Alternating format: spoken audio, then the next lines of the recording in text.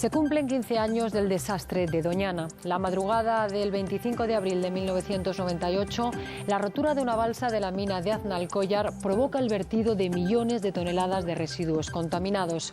Miles de hectáreas fluviales y terrestres quedan sepultadas bajo un espeso manto de muerte. El desastre llega también al Parque Natural de Doñana. Allí deja un rastro de destrucción sin precedentes hasta entonces en España.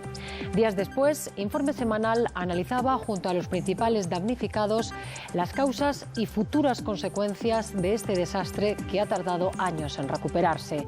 Después de años de luchas judiciales, en 2011 el Tribunal Supremo exhibe a Boliden Arpisa, la empresa responsable de la mina, a pagar los casi 91 millones de euros de indemnización. Y así, el desastre de Aznalcóllar ha quedado impune.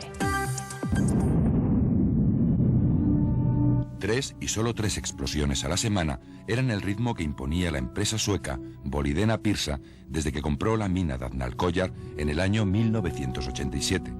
Para obtener la pirita, el mineral valioso y necesario para producir ácido sulfúrico, los mineros trituraban la tierra y después la sometían a diferentes procesos químicos.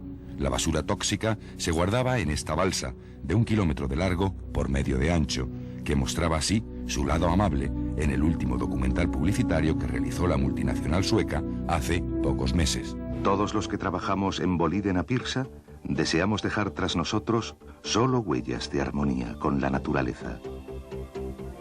Queremos contribuir al bienestar y a un mundo mejor. Pero la semana pasada no hubo 3 explosiones como de costumbre, una cuarta en la madrugada del sábado, que sonó diferente al estruendo de la dinamita habitual, pero mucho más fuerte, anunció que la presa se había roto. Por su gran boquete irrumpieron 5 millones de metros cúbicos de aguas ácidas cargadas de metales pesados. La historia del desastre, anunciado por algunos, no hacía más que comenzar.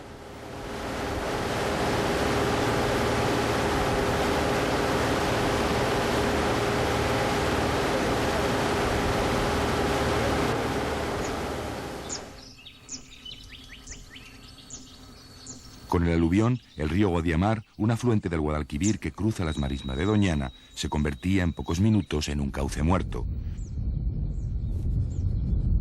Bueno, pues este es el aspecto que presenta en este momento cuando faltan 15 minutos para las 8 de la mañana. El aspecto, como les digo, que lleva el río Guadiamar. No salimos de una cuando estamos metidos en otra.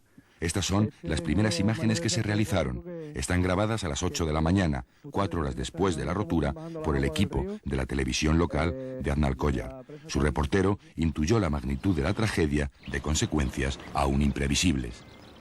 Nos encontramos en el corazón del parque natural, digamos, del entorno de Doñana, es decir, el colchón, digamos, que rodea al Parque Nacional de Doñana.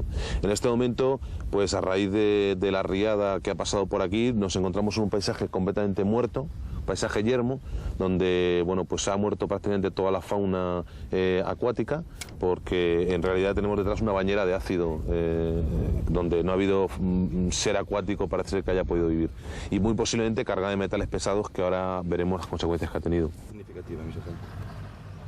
Una amplia franja del llamado Parque Natural quedó arrasada. Más de 12 toneladas de peces que hasta ahora se han recogido, entre barbos, arbures, anguilas y carpas, murieron asfixiados. Pero la primera e importante batalla de la guerra se ganaba tras un duro esfuerzo. El domingo, los diques improvisados para impedir que la lengua contaminante penetrara en el Parque Nacional de Doñana desviaron la terrible amenaza hacia el río Guadalquivir. El agua se encauzará y se marchará al río Guadalquivir. Pero esa deposición de residuos sólidos, que de cobre, manganeso, zinc, plomo, eso quedará aquí. Evidentemente queda aquí, queda depositado. Y eso, pues, eso lo tendremos ahí, con lo cual todo este parque natural y algo del cangrejo sico dentro del Parque Nacional, eso quedará inutilizado para cualquier clase de hábitat. Este es el cauce que salvó al Parque Nacional de los lodos y sus aguas ácidas. Se llama el Brazo de la Torre. Aquí, los servicios del Seprona de la Guardia Civil realizan mediciones como policía judicial 3 veces al día. Las tomas del agua y sus análisis servirán como pruebas periciales para la denuncia por delito ecológico que ya se ha tramitado. Bueno, esto ya es otra cosa, ¿ves? Aquí ya tenemos un pH más ácido. Tenemos como 6. El Parque Nacional de Doñana es el más importante y extenso de España. Es el último territorio salvaje de toda Europa y por ello la UNESCO lo declaró Patrimonio de la Humanidad en 1994. El pasado martes, contra el reloj de las mareas, se sellaba en una de sus compuertas un último dique que le reforzaba ante las aguas contaminadas. Bastante complicado el tema del futuro. Ahora mismo creo que nadie puede predecir lo que puede pasar de aquí a muy poco tiempo, a muy corto plazo. No creo que nadie lo sepa. Al igual que la imagen de los cangrejos petrificados, quedará archivada para la historia en los anales del desatino humano. Los 5 primeros días de la riada tóxica se recordarán siempre porque anegaron de incomprensión muchos de los esfuerzos y decisiones políticas que se tomaron con carácter de urgencia. Esa falta de coordinación es, digamos, una visión que se tiene como consecuencia de una cierta paralización que no es fruto de la descoordinación, sino es fruto del desconocimiento de qué medidas se pueden tomar que resulten más útiles o que resulten más eficaces, ¿no? Porque no está claro, todavía los científicos están discutiendo si lo mejor es desplazar el agua rápidamente para que llegue al Guadalquivir o lo mejor es retener el agua, ¿no? Entonces decir, no hacen nada, es que, mire usted, no es fácil decidir por los especialistas qué es lo que hay que hacer ante un caso como este, ¿no? No era fácil tampoco estos días encontrar en la zona afectada a aquellos que advirtieron que la rotura de la presa se veía venir. Sencillamente comunicaban todo el día. A la propia Confederación Hidrográfica del Juan Romero, profesor de instituto y miembro de la Confederación Ecologista y Pacifista de Andalucía, a pesar de que todas sus denuncias quedaron archivadas, tanto por la justicia como por las diferentes administraciones españolas y europeas, todavía hoy lo tiene claro. Cuando un facultativo de minas, en el año 94, ya alertaba y en un informe técnico decía que la propia presa había tenido una serie de grietas, que había un movimiento de tierra, que el material no era el más adecuado y que incluso se había aumentado la capacidad de la presa porque se había abierto en la propia mina un nuevo yacimiento, que es el yacimiento de los Frailes, y que técnicamente no tenía resistencia a esta presa para aguantar y soportar la capacidad de agua que estaban allí almacenadas. Río arriba del corazón de Doñana, 3.000 hectáreas de cultivos quedaron desde aquella última explosión de la mina anegadas del limo negro y pesado. El melocotón ya está... Ya están contaminados. Está contaminado, pues ya esta fruta esto ya para tirar. Y esto ya todo... Esto es que ha pasado ya demasiado claro, pero que aquí han dado cabras y animales y peces muertos y todo, solo que no han echado cuenta, ¿no? O sea, ni los periodistas ni nada han avisado, nadie ha denunciado, ¿no? Pero aquí ha pasado ya varios años. Ha habido filtraciones, pero que eso con nada que entre se va muriendo poco a poco. A lo mejor no se ha muerto el pez, pero lo ha visto tontado en el agua y a los 15 o 20 días ya se han muerto y en fin. Una ruina, ¿no? Bueno, esto ha sido ya la hostia, en verso. Mientras tanto, los científicos calculan que cada metro cúbico de lodo de pirita pesa 4 toneladas, es decir, que unos 20 millones de toneladas han oscurecido estas riberas con su manto tóxico. Y el veneno no está en el coto, está aquí. Esto tiene una capa de 50 centímetros de este veneno.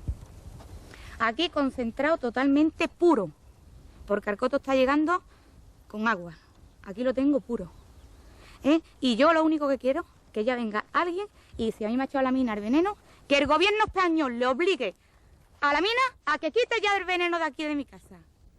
Carmen Moraire y su marido, el ingeniero agrónomo José Antonio Álvarez, hace 5 años que decidieron fijar su residencia en esta finca de 30 hectáreas que poseen. En 1994 la cultivaron con diferentes variedades de árboles frutales. Este año iba a ser su primera gran cosecha de melocotones, para la que ya habían contratado a más de 100 jornaleros. Aún así, la ruina no es lo más terrible para ellos. Y yo les voy a hablar para salvar, que yo tengo 3 niños pequeñitos, que tengo una con 2 años, que además tiene neumonía.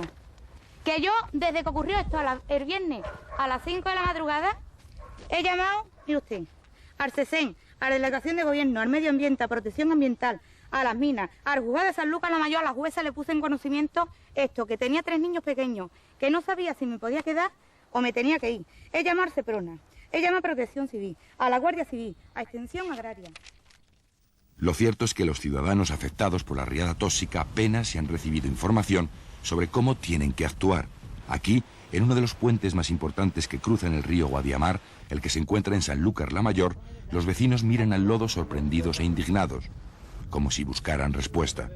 No hay momento del día en el que no haya curiosos contemplando este lamentable espectáculo que ya ha dado la vuelta al mundo. El miércoles, unas horas antes que los propietarios de la mina comparecieran en Sevilla en rueda de prensa, los alumnos de tercero de Gestión del Medio Ambiente de la Universidad Privada de Gales conocían en directo los peligros que acarrean los vertidos industriales, gracias a las posibilidades de clases prácticas que también brinda el vertido. ¿Quién va al paro ahora? ¿Los mineros? ¿Quién va al paro ahora? ¿Los agricultores? ¿Qué se defiende? ¿Los bichos del Parque Nacional de Doñana? Todos son lo mismo, realmente. El problema es de todos y las soluciones tienen que afectar a todos. Sí, lo que es cierto es que los metales pesados, que son los principales contaminantes de este vertido, bueno, pues permanecen y no se limpian ni en 2 ni en 3 años. Entonces los suelos que han sido contaminados pues pueden estar contaminados 25, 30 años, etcétera. Y además que se van acumulando a través de los niveles tróficos, es decir, se morirán los peces, todos aquellos animales que se alimenten de peces morirán, se contaminarán las plantas, todos aquellos herbívoros que se alimenten de las plantas morirán, los carnívoros que les cazan, etcétera. Y hasta el final pues llegaremos al final de la pirámide trófica, que podríamos estar la especie humana, que vamos a comer tomates, arroz, pescado, marisco, en fin, todo. Las palabras de Anders Below, el presidente de la compañía Boliden, durante su comparecencia ante los medios de comunicación, se emitieron íntegras 4 veces en el pueblo de Arnalcollar. Aquí no había otro tema de conversación. Sus habitantes, que no tienen nada que ver con la tragedia, además de verse señalados, sufren desde el pasado sábado esa angustia inevitable que produce la intuición de la pobreza. El daño se ha hecho, pero nosotros estamos preocupados, claro, este pueblo tiene sobre 6.000 habitantes. Si no el 100%, yo creo que sí, pero si no directamente, indirectamente, pero no solamente el pueblo, también hay proveedores, hay almacenes. En fin, esta empresa, yo creo que muchísimo dinero mueve. En España tiene que quedar algo. Aquí dependemos todo el mundo de la mina, porque aquí en este pueblo no hay otra cosa que no sea mina. Y entonces, pues me parece muy bien que se tomen las medidas de seguridad que tengan que tomar, pero por supuesto menos cerrar la empresa, lo que sea. Esta inquietud de la que me habla es también una inquietud nuestra, la compartimos. Es nuestra ambición y nuestro objetivo que parte de esos trabajos que se realizan estén encaminados para rehabilitar y restaurar el embalse o buscar una solución técnica alternativa para el futuro y poder reanudar la tarea productiva lo antes posible. El presidente de la multinacional sueca se reunió ayer mismo con el ministro de Trabajo y Asuntos Sociales, Javier Arenas, y el de Industria y Energía, Josep Piqué. En el encuentro, al que acudieron los representantes de los trabajadores, se llegó a ese acuerdo tan necesario para esta pequeña localidad de tradición minera que basa su economía en el Tajo a cielo abierto y que necesita de su empleo. Pero muchos interrogantes todavía hoy quedan abiertas, sobre todo aquellas que afectan o pueden hipotecar al futuro ecológico de la vega del Guadiamar y las marismas. Este hombre, doctor en ciencias geológicas y exdirector de la Agencia del Medio Ambiente en Huelva, sostiene que la empresa Foret del Polo Químico de Huelva transportó a la mina de Arnalcollar grandes cantidades de ceniza de pirita altamente venenosa que se podrían haber vertido en la balsa. La clave de este tema es que se estaban utilizando las minas de la faja pirítica de Huelva y de Sevilla, concretamente la mina de Río Tinto y la mina de Arnalcollar, como sumideros de residuos industriales y con caracterización de tóxicos y peligrosos. Y eso es algo que se definía como una situación ilegal y peligrosa y que debía de cesar a la mayor inmediatez. Las respuestas a la catástrofe vendrán con el resultado de los análisis que definan las sustancias concretas que se encuentran en el lodo negro y pesado. También con los datos que ofrezcan los sondeos que determinarán si el acuífero número 27 que riega la zona ha recibido agua ácida o no, y sobre todo cuando se aclare el por qué se rompió la presa y cómo se produjo la catástrofe. Estas son al menos las principales cuestiones que tiene que dirimir la justicia para depurar las responsabilidades penales. Mientras tanto, una cuestión, solo una cuestión, unifica las opiniones y criterios de los miles de personas afectadas por el desastre. Se trata de la urgente recogida de los lodos tóxicos. En Boliden Pirsa se va a gastar mucho más dinero por no prevenir, por no tener los instrumentos necesarios para la depuración, por no evitar este accidente, que lo que le va a costar las indemnizaciones correspondientes. Por tanto, se demostrará lo contrario, ¿no?, que es más caro no depurar que hacerlo, que cumplir la legislación. Por mucho que piensen durante unos años que se han librado, ¿no?, de esos gastos, al final todos los pagarán con intereses, ¿no?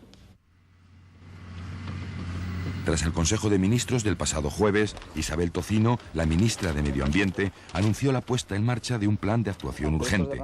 Horas después, y ya cerca de la catástrofe, en Sevilla, junto a Manuel Chávez, el presidente de la Junta de Andalucía, la ministra anunció la creación de un comité de coordinación entre las dos administraciones, la estatal y la autonómica, para buscar soluciones y afrontar así los daños de la riada de piritas tóxicas. Se acababa así esa falta de colaboración que durante los primeros días de la tragedia no había hecho más que transmitir una mala imagen a la opinión pública. Porque de lo que se trata aquí es de hacerlo primero un plan de evaluación y en segundo lugar un plan de actuaciones. El plan de evaluación de la zona, de qué es realmente lo que ha ocurrido, cuáles son las zonas afectadas, cuáles son las zonas posiblemente afectadas, y empezar a tomar medidas que algunas van a requerir una actuación muy urgente. Y cuando digo muy urgente, digo urgente pero no precipitada. Es decir, que no porque pusiéramos las máquinas mañana a extraer los lodos, se va a hacer mejor que si a lo mejor en unos días se estudia efectivamente un plan de tratamiento de esos lodos para su extracción y su depósito. La recogida de la pucha, que es como llaman los mineros a los lodos tóxicos de pirita, y la elección del lugar donde deben ser confinados para siempre, supondrán, además de una decisión vital, una obra faraónica que costará, según los expertos, entre 20 y 30.000 millones de pesetas. Y tan solo representará la segunda batalla que hay que ganar en esa guerra contra la contaminación causada por la empresa minera Boliden Pirsa. El último y definitivo asalto se ganará cuando los científicos demuestren que bajo la cáscara venenosa que hoy soporta la vega del Guadiamar, del color de la muerte, no existe otra contaminación invisible que pueda hipotecar a las generaciones futuras.